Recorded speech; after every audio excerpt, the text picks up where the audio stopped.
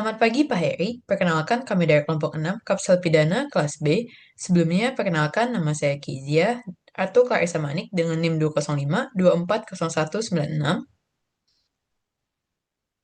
Saya ini Putri Deyantari dengan NIM 205240263. Saya Sisi Kristiani dengan NIM 205240066. Larasana Diva dengan NIM 205240193.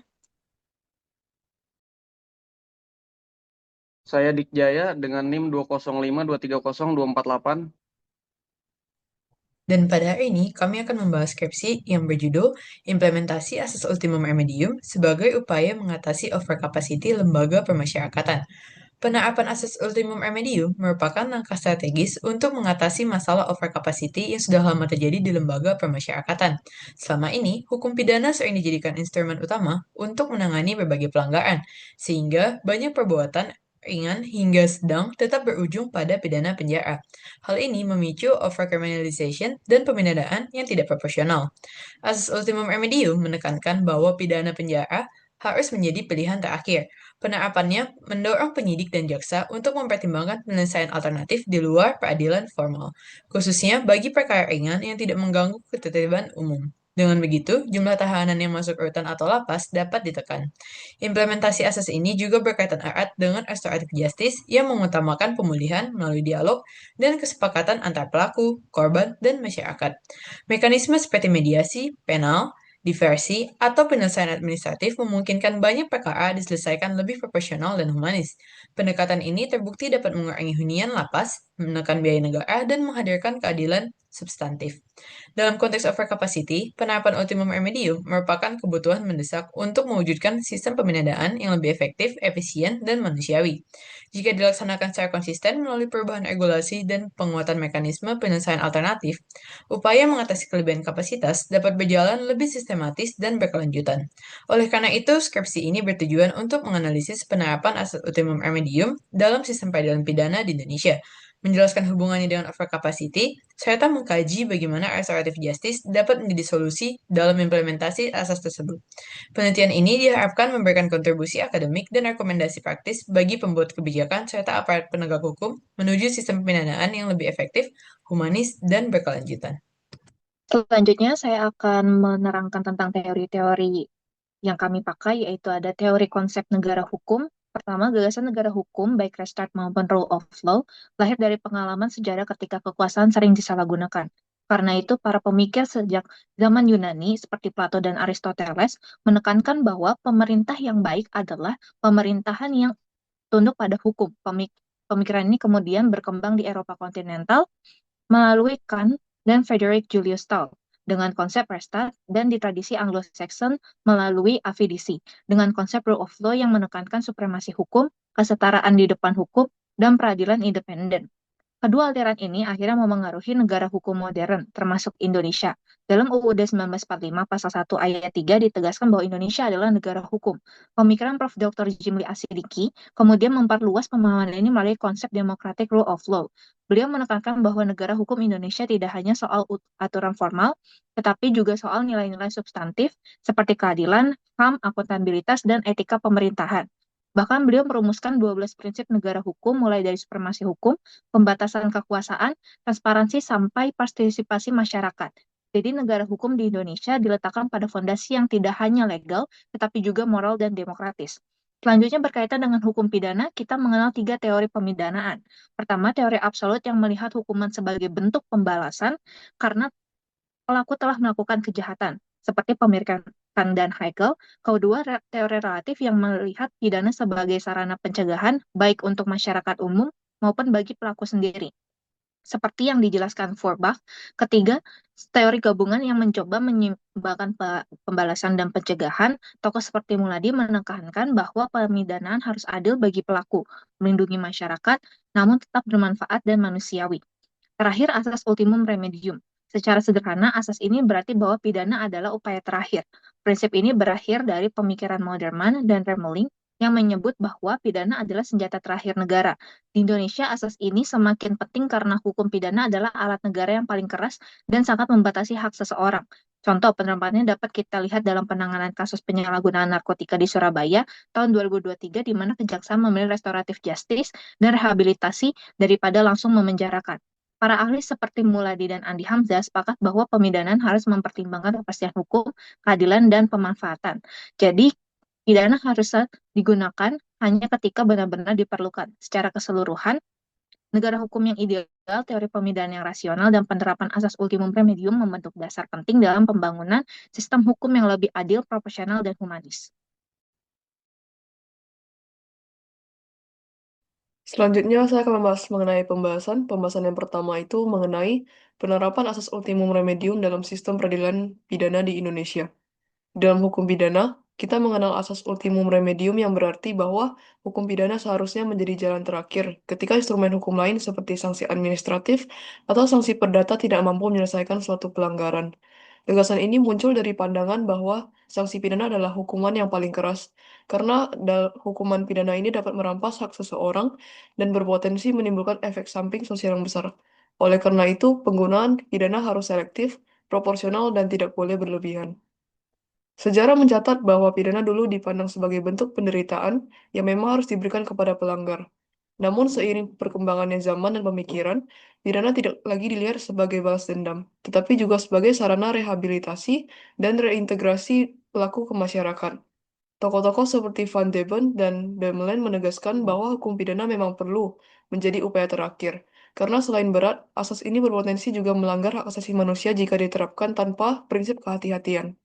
Mereka menyebut bahwa hukum pidana memiliki banyak keterbatasan, di antaranya karena sifat kejahatan yang kompleks, efek samping sanksi pidana, serta beban yang besar yang ditimbulkan bagi sistem peradilan. Kemudian, sistem peradilan pidana merupakan rangkaian proses yang melibatkan empat institusi yang utama, yaitu kepolisian, kejaksaan, pengadilan, dan lembaga permasyarakatan. Keempat institusi ini bekerja dalam kerangka Integrated Criminal Justice System untuk memastikan penegakan hukum berlangsung secara adil, efektif, dan menghormati hak asasi manusia.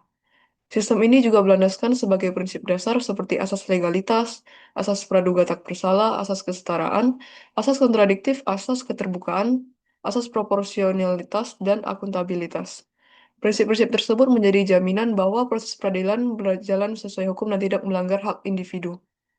Dalam perkembangan teorinya, sistem peradilan pidana dapat dilihat melalui beberapa model, seperti crime control model yang menekankan efisiensi penindakan, due process model yang mengutamakan perlindungan hak terdakwa, serta model restoratif dan rehabilitatif yang menekankan pemulihan dan perbaikan. Di Indonesia sendiri menerapkan perpaduan dari berbagai model tersebut, misalnya dengan menggunakan pendekatan restoratif pada kasus tertentu seperti tindak pidana anak atau kejahatan yang ringan. Hal ini semakin relevan ketika kita berbicara tentang asas ultimum remedium. Banyak undang-undang sektor publik sering memasukkan sanksi pidana sebagai opsi pertama, padahal sebagai pelanggaran lebih tepat diselesaikan secara administratif ataupun perdata. Jika setiap pelanggaran langsung diarahkan ke ranah pidana, bukan hanya terjadi kriminalisasi yang berlebihan, tetapi juga berpotensi menimbulkan pelanggaran hak asasi dan beban berlebih bagi aparat penegak hukum. Karena itu, prinsip ultimum remedium penting untuk memastikan bahwa sanksi pidana hanya digunakan jika benar-benar diperlukan. Selain itu, dengan berkembangnya konsep restoratif justice di Indonesia, baik melalui peraturan kepolisian, kejaksaan, maupun Mahkamah Agung, menunjukkan bahwa penyelesaian non-pidana kini diakui sebagai mekanisme yang sah dan efektif, terutama untuk memulihkan hubungan sosial dan mengurangi residivisme. Dan pada akhirnya, penerapan asas ultimum remedium adalah bagian penting dari reformasi hukum pidana. Asas ini memastikan bahwa penggunaan sanksi pidana tetap proporsional, melindungi hak asasi manusia, menghindari kriminalisasi yang berlebih, dan mendorong sistem peradilan pidana yang lebih modern, humanis, dan berkeadilan. Dengan memahami hal ini, kita dapat melihat bahwa hukum pidana bukan sekedar alat pembalasan, tetapi sebagai instrumen untuk menjaga ketertiban, melindungi masyarakat, serta menciptakan keadilan yang substantif. Begitulah pembahasan saya, selanjutnya akan dilanjutkan oleh rekan saya. Terima kasih. Selanjutnya, saya akan menjelaskan tentang hubungan penerapan asas ultimum remedium dengan permasalahan overcapacity di lembaga pemasyarakatan. Masalah overcapacity dalam lembaga pemasyarakatan Indonesia telah menjadi persoalan serius yang berdampak pada buruknya kondisi pembinaan. pelanggaran hak asasi manusia, serta ketidakefektifan sistem pemasyarakatan. Salah satu solusi yang banyak dibahas dalam ilmu hukum adalah penerapan asas ultimum remedium sebagai prinsip yang menempatkan pidana penjara sebagai jalan terakhir dalam proses penegakan hukum. Pada dasarnya, ultimum remedium menghendaki agar tidak setiap pelanggaran hukum langsung ditempatkan dalam ranah pidana, terlebih lagi pidana penjara. Namun, pada praktiknya, sistem hukum Indonesia masih belum sepenuhnya mengadopsi asas ini secara konsisten. Pemidanaan di Indonesia saat ini masih cenderung penal maksimalis, yaitu mengutamakan hukuman penjara sebagai instrumen utama dalam menyelesaikan perkara hukum, termasuk perkara kecil atau pelanggaran ringan yang sebenarnya dapat diselesaikan tanpa melalui proses peradilan pidana. Penempatan pidana sebagai solusi utama memperlihatkan bahwa pemidanaan masih berorientasi pada pembalasan, bukan pada rehabilitasi, edukasi, atau pemulihan sosial. Pendekatan hukum yang terlalu represif ini mendorong semakin banyaknya pelaku tindak pidana yang harus menjalani hukum penjara, sehingga mengakibatkan penumpukan narapidana dan memperparah kondisi overcapacity di berbagai lapas di Indonesia. Padahal, studi-studi terbaru menegaskan bahwa penyelesaian perkara melalui jalur non-penal bukan hanya lebih efisien, tetapi juga memberikan manfaat sosial yang lebih besar dan tidak membebani negara dengan membiayai pemeliharaan narapidana. Penerapan asas ultimum remedium sangat bergantung pada perubahan paradigma di kalangan aparat penegak hukum, yakni polisi, jaksa, dan hakim. Untuk mewujudkan penerapan asas ini secara tepat, diperlukan pendidikan dan pelatihan berkelanjutan yang mendorong aparat untuk memahami konsep pemidanaan modern yang berfokus pada rehabilitasi dan reintegrasi sosial terhadap pelaku. Selain itu, diperlukan kebijakan yang jelas, terpadu, dan mendukung penerapan asas ultimum remedium di berbagai sektor hukum, termasuk penyelarasan regulasi antara pemerintah pusat dan daerah, serta peningkatan koordinasi antar lembaga penegak hukum agar tidak terjadi tumpang tindih kewenangan. Selama kebijakan tidak harmonis, aparat akan tetap menjadikan penjara sebagai pilihan utama. Meskipun terdapat mekanisme non-penal seperti mediasi penal, diversi, dan restoratif justice yang sebenarnya lebih ideal diterapkan. Beberapa penelitian mengaitkan penerapan mekanisme diversi, mediasi penal, dan restoratif justice sebagai bentuk konkret implementasi ultimum remedium yang terbukti dapat menekan jumlah penghuni lapas secara signifikan. Mekanisme tersebut memungkinkan pelaku tindak pidana ringan untuk bertanggung jawab terhadap korban atau masyarakat tanpa harus menjalani hukuman penjara. Ketika perkara secara efektif dialihkan dari pemenjaraan menuju penyelesaian korektif yang lebih ringan, secara langsung jumlah tahanan menurun, dan ruang pemasyarakatan menjadi lebih proporsional untuk menampung mereka yang memang layak dihukum penjara. Hubungan antara penerapan asas ultimum remedium dengan upaya mengatasi overcapacity terlihat jelas ketika pidana penjara benar-benar ditempatkan sebagai pilihan terakhir. Ketika mekanisme non-penal dimaksimalkan, maka jumlah individu yang diproses menuju pemidanaan akan berkurang secara substantif. Hal ini berdampak langsung pada menurunnya angka hunian lapas, sehingga pembinaan dapat berjalan lebih efektif dan manusiawi. Jika asas ultimum remedium diterapkan secara konsisten dalam seluruh subsistem peradilan pidana, lembaga pemasyarakatan akan menjadi institusi yang paling diuntungkan dengan berbagai manfaat. Pertama, mengurangi beban penghuni, karena hanya pelaku kejahatan yang benar-benar membahayakan masyarakat yang layak menjalani pidana penjara. Kedua, optimalisasi fungsi pembinaan, karena petugas dapat lebih fokus membina narapidana yang memang harus menjalani pemidanaan. Ketiga, perlindungan hak asasi narapidana, sebab kondisi lapas yang penuh sesak identik dengan pelanggaran hak atas ruang hidup layak, kesehatan, dan keamanan. Keempat, efisiensi anggaran negara, karena setiap narapidana membutuhkan biaya makan, fasilitas kesehatan, dan operasional pemasyarakatan yang berasal dari APBN. Semakin sedikit penghuni, semakin kecil beban anggaran negara. Dengan demikian, penerapan asas ultimum remedium bukan hanya penting secara teori, melainkan merupakan kebutuhan mendesak dalam praktik penegakan hukum di Indonesia. Asas ini dapat menjadi solusi struktural untuk mengatasi krisis overcapacity, sekaligus mengarahkan sistem pemidanaan Indonesia menuju pendekatan yang lebih efektif, manusiawi, serta berorientasi pada pemulihan sosial. Ketika keadaan tidak lagi dimaknai sebagai pembalasan, melainkan sebagai pemulihan, maka pemidanaan Indonesia akan lebih berpihak pada kemanfaatan masyarakat, melindungi hak narapidana, dan menyeimbangkan tujuan hukum secara lebih proporsional. Baik, selanjutnya saya akan menjelaskan restoratif justice sebagai solusi overcapacity lembaga pemasyarakatan. Lembaga pemasyarakatan di Indonesia menghadapi krisis overcapacity yang sangat mengkhawatirkan. Per Maret 2025, total kapasitas seluruh lapas adalah 145.829 orang, namun penghuni mencapai 274.317 orang. Artinya terjadi overcapacity sebesar 180%, Bahkan ada kasus ekstrim seperti lapas Siapi-Api yang menampung 927 orang padahal kapasitasnya hanya 98 orang.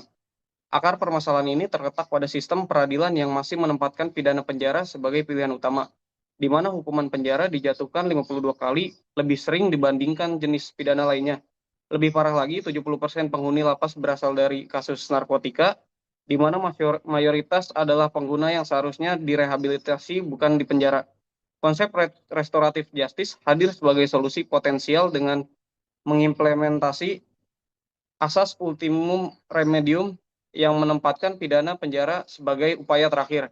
Keadilan restoratif menekankan penyelesaian perkara melalui dialog dan mediasi yang melibatkan pelaku, korban, dan masyarakat dengan fokus pada pemulihan bukan pembalasan.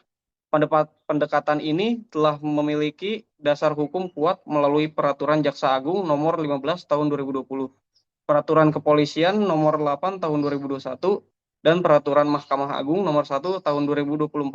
Implementasi restoratif justice di Indonesia telah menunjukkan hasil positif.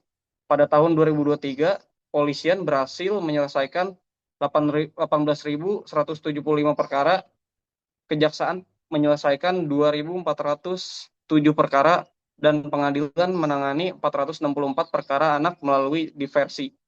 Contoh nyata seperti kasus pencurian sepeda motor di Blora untuk berjualan pentol dan kasus pencurian kayu manis di Temanggung menunjukkan bagaimana pendekatan ini mempertimbangkan kondisi sosial ekonomi pelaku sambil tetap memulihkan hak korban.